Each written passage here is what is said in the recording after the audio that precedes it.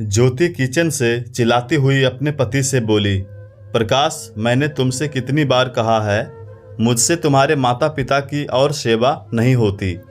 दोनों पूरा दिन आराम फरमाते रहते हैं और कुछ ना कुछ नया बनाने की फरमाइश करते रहते हैं। अब और इन लोगों की सेवा नहीं होती मुझसे। उन्हें वृद्धाश्रम क्यों नहीं भेज देते तुम? ज्योति चिढ़ते हुए पति प्रकाश से बोली।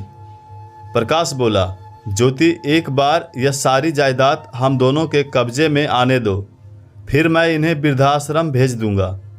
वैसे भी दोनों अब बूढ़े हो चुके हैं और हैं ही कितने दिन हमारे साथ। अब और बचे खुचे दिन वृद्धाश्रम में निकाल देंगे। तुम इतना चिढ़ा मत करो, बस एक बार यह सारी जायदाद हमारी हो जाए। ज्योति बोली, प्रकाश, मैं तो शादी होते ही तुरंत अलग रहना चाहती थी, मगर तुम शादी से लेकर अब तक यही कह रहे हो कि हम दोनों के हाथ जल्दी ही यह घर आ जाएगा और हम इन दोनों बूढ़ों को वृद्धाश्रम भेज देंगे। मगर तुम अब तक मुझे सिर्फ सुनहरे सपने दिखाते आए हो। न जाने मेरे यह सपने कब पूरे होंगे, कब मैं इस घर की अकेली मालकिन बनकर राज कर पाऊंगी, कब तुम्हारे माता पिता से मुझे छुटकारा मिलेगा। प्रकाश बोला, मैं तुमसे कितना प्यार करता हूँ ज्योति, तुम जानती हो। तुम्हारी खुशी के लिए मैं कुछ भी करने को तैयार हूँ। बस एक बार तरकीब सूझ जाए कि इन लोगों से घर के पेपर पर हस्ताक्षर कैसे करवाऊँ। फिर तुम देखना, तुम रानी और मैं राजा, दोनों मिलकर राज करेंगे इस घर पर। अच्छा सुनो प्रकाश, तुम जरा पारी को देख लेना घर में। आज तुम्हारी ऑफिस की छुट्टी है तो मैं जरा पार्लर जाकर आती हूँ।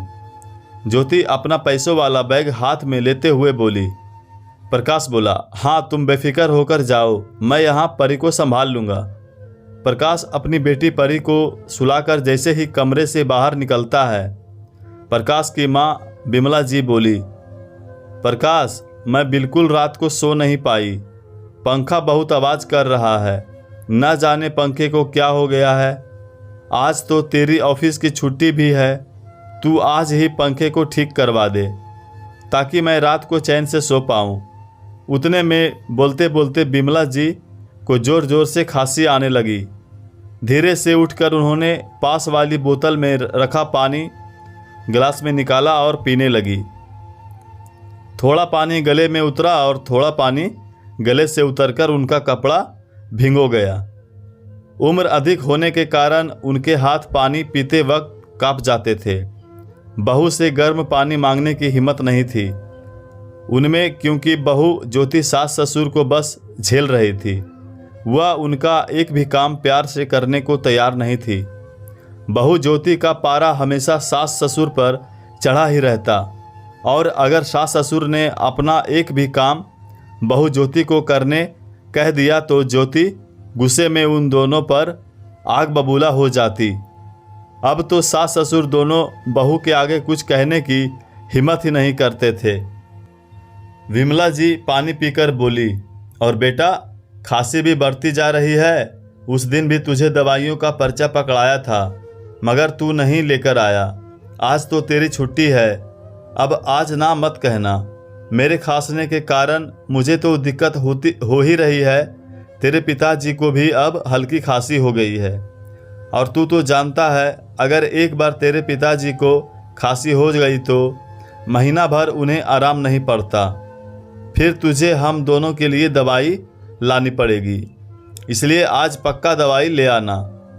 प्रकाश गुस्से में बोला, माँ, जिस दिन भी मेरी ऑफिस की छुट्टी होती है, कभी आपको बाम की शीशी लानी होती है, कभी दवाइयों का पर्चा पकड़ा देती हैं, तो कभी आपका पंखा खराब हो जाता है। छुट्टी के दिन भी मुझे इस घर में शांति से जीने नहीं देती आप। खुद तो पलंग पर पूरे दिन पड़ी रहती हो और बैठे बैठे बस मुझे काम बताती रहती हो। मेरे पास इन सभी चीज़ों के लिए बिल्कुल वक्त नहीं है। और हाँ, पैसे भी पेड़ पर नहीं उगते हैं कि मैं आप पर फिजूल खर्ची करता रहूं। मेरे अपने भी बहुत खर्चे हैं मेरे सामने। अगर मैं आप लोगों पर ही पैसा खर्च करता रहा तो मेरा अपना परिवार कैसे चला पाऊंगा। मेरी बेटी परी भी अब बड़ी हो रही है, मुझे उसका पालन पोषण भी करना है। अभी मगर यहाँ तो आप लोगों की आए दिन कुछ न कुछ फरियाद लगी ही रहती है। आपको और पापा को तो वैसे भी दिन भर कुछ काम नहीं रहता है, खाओ पियो और आराम करो, बस यही काम है आप दोनों का। मगर मुझे तो छुट्टी के दिन भी आराम करने नहीं देते आप लोग। पास ही सोए बिमला जी के पति सुरेश जी की आंख बेटे की जोर की आवाज़ से खुल जाती है। पहले से बेचारे सुरेश जी को कम सुनाई देता था तो वह समझ नहीं पाए कि बेटा क्यों चिल्ला रहा है। कुछ जानने का प्रयास किए बिना ही वो बेटे प्रकाश को देखकर बोले, प्रकाश कुछ दिनों से इन चश्मों में मुझे साफ कुछ भी दिखाई नहीं दे रहा है, लगता है चश्मे का नंबर बढ़ गया है। तू आज छुट्टी पर है तो मेरा चश्मा का नंबर दिखवाने ले चल मुझे, क्योंकि आज कहीं जाकर नंबर चेक होगा तो चश्मा बनाने में भी तो समय लगेगा। 4-5 दिन अभी और सहना पड़ेगा, तब जाकर नया चश्मा पहन पाऊंगा। कल शाम दोस्तों संग टहलने भी नहीं जा पाया क्योंकि चश्मे से कुछ भी साफ दिखाई नहीं पड़ रहा था। कहीं गिर विर न जाऊं करके घर पर ही बैठा रहा। मगर बेटा घर में भी पूरा दिन निकालना भारी पड़ जाता है, अकेले अकेले मन भी तो नहीं लगता, इसलिए मुझे आज तेरे साथ ले चल। तेरे साथ कहीं बाहर गए एक साथ अरसा बीत गया है। उतने में प्रकाश तमतमाकर बोला, यह लो, अब इनकी भी फरियाद शुरू हो गई। एक की फरियादों की लिस्ट अभी खत्म हुई नहीं कि दूसरे की फरियादों की लिस्ट शुरू हो गई। मैं बस यही काम करता रहूं क्या पूरे दिन? वह दोनों हाथ जोड़कर बोला, मुझे शांति से जीने दो तुम दोनों। सही कहती है ज्योति, आप दोनों को वृद्धाश्रम ही भेज देना चाहिए ताकि हम दोनों को शांति मिले। और बाहर हॉल में जाकर टीवी देखने बैठ गया। बेटे के कटु वचन सुनकर सुरेश और बिमला जी का दिल अंदर तक उन्हें झकझोर गया। बिमला जी तो रोने ही लग गई और बोली, बहू तो बहू, बेटा भी हम दोनों को हमेशा झिड़कता रहता है।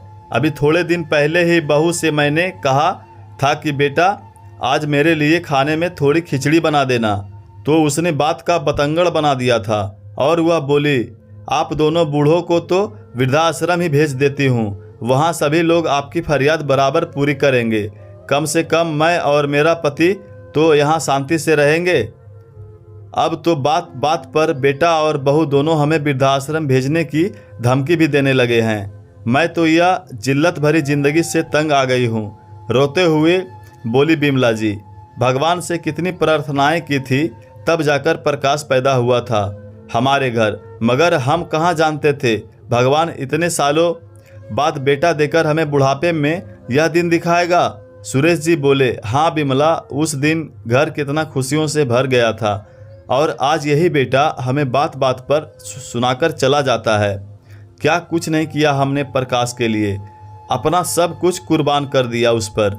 क्या उसे एक क्षण अपने माँ बाप का ख्याल नहीं आता होगा कि हमने उसे पालने में कितनी मेहनत की है और हमारी सारी जमा पूंजी उसे पढ़ाने में खर्च कर दी। इससे तो हम इतने सालों तक बेऔलाद ही अच्छे थे। सुरेश जी और बिमला जी का इकलौता बेटा था प्रकाश। दोनों की शादी के बाद 4 साल औलाद नहीं हो पा रही थी। उन्हें फिर बड़ी मिन्नतों के बाद उनके घर प्रकाश का जन्म हुआ था। सुरेश जी और बिमला जी बहुत पैसे वाले तो नहीं थे, मगर सुरेश जी अपनी छोटी सी राशन की दुकान पर खूब मेहनत किया करते थे, जिसमें बिमला जी भी उनका पूरा सहयोग करती थी। दोनों ने खूब मेहनत करके बेटे प्रकाश को खूब पढ़ाया लिखाया और सीए बनाया था। खुद भले महीनों महीनों नए कपड़े नहीं खरीदे, ना ही नए चप्पल पहने, मगर बेटे प्रकाश को कभी किसी चीज़ में कोई कमी नहीं आने दी थी। प्रकाश ने सीए की पढ़ाई पूरी करने के बाद अपनी ही कंपनी में नौकरी करने वाले ज्योति से प्रेम विवाह किया था। ज्योति पहले तो संयुक्त परिवार में रहने को तैयार नहीं थी, मगर प्रकाश के लाख मनाने के बाद सास ससुर के घर की लालच में वह सास ससुर के साथ रहने को तैयार हुई। प्रकाश ने ज्योति को बहुत समझाया कि अगर हम अलग रहेंगे तो हमें किराए के मकान में रहना पड़ेगा, जिससे बेफालतू हमारा ही खर्च बढ़ेगा। इसलिए तुम मेरे माता पिता को थोड़े समय झेल लो।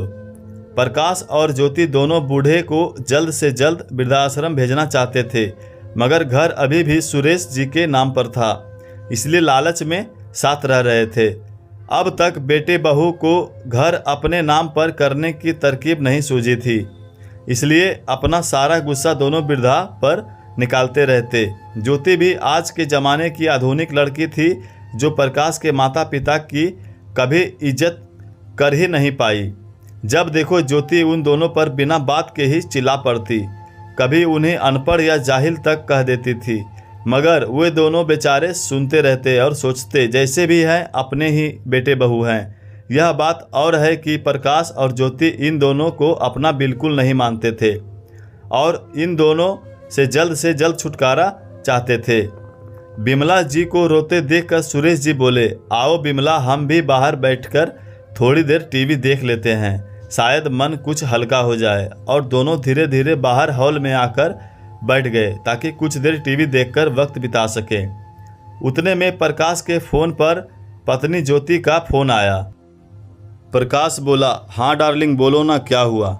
ज्योति जो कि अपना ब्यूटी पार्लर में ट्रीटमेंट करवाने गई थी, वह बोली, प्रकाश, जैसे ही मैं स्कूटी पार्लर से निकाली मैंने देखा कि मेरी स्कूटी पंचर हो गई है, तो क्या तुम मुझे लेने आ सकते हो।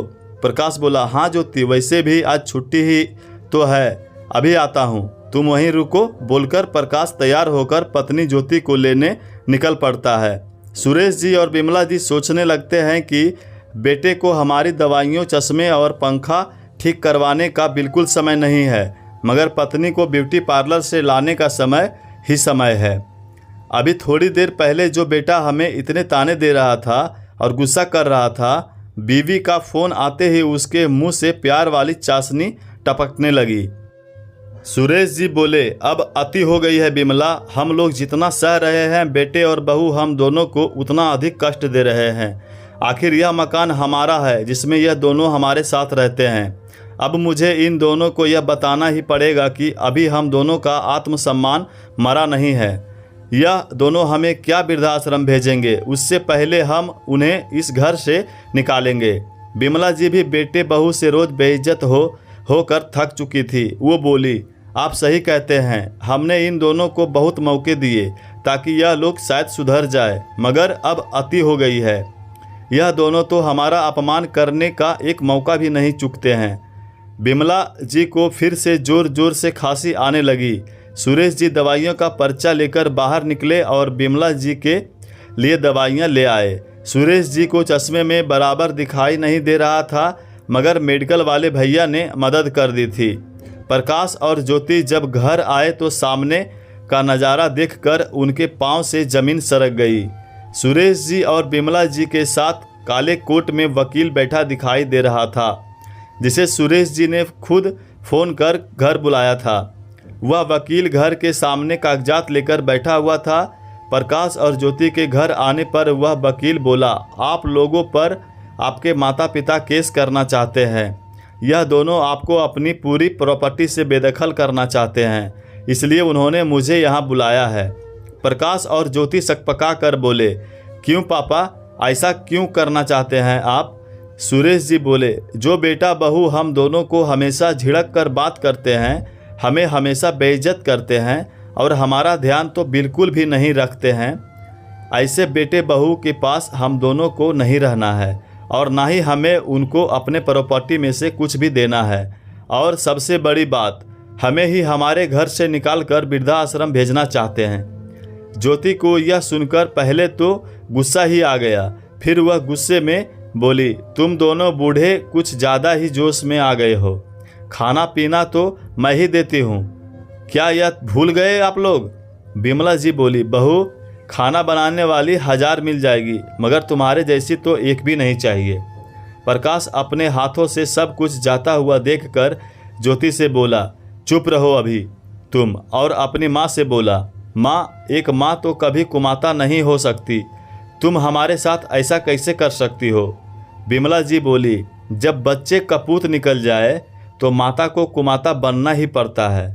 तुम दोनों ने क्या सोचा, हम बूढ़े हो गए हैं तो हमें कचरे की तरह किनारे कर दोगे, मगर हमारे अंदर का ज़मीर अभी जिंदा है।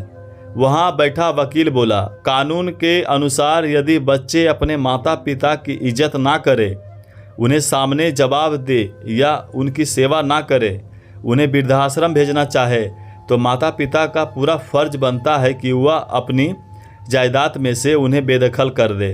प्रकाश और ज्योति गिड़गिड़ाते हुए, माँ पिताजी ऐसा मत करिए, हम कहाँ जाएंगे। आज सुरेश जी और बिमला जी का मन पत्थर बन चुका था। उन दोनों पर बेटा बहू के माफ़ी मांगने का या गिड़गिड़ाने का कोई असर नहीं पड़ रहा था। सुरेश जी और बिमला जी अपने फैसले पर अडिग रहे और ऐसे बच्चों को उन्होंने अपने घर से निकाल दिया जो उन्हें अपने घर से बाहर करना चाहते थे। दोस्तों, कृपया अपने माता पिता को बहुत इज्जत और सम्मान दें, हमेशा उनकी देख रेख करें। पेड़ बूढ़ा ही सही अपने आंगन में रहने दें, फल नहीं दे पाएगा तो क्या हुआ, कम से कम छांव तो देगा। पाठकों, क्या सुरेश जी और बिमला जी ने सही फैसला लिया? कमेंट के माध्यम से हमें अवगत जरूर कराइए और चैनल पर नए हैं तो लाइक के साथ सब्सक्राइब जरूर करें। धन्यवाद।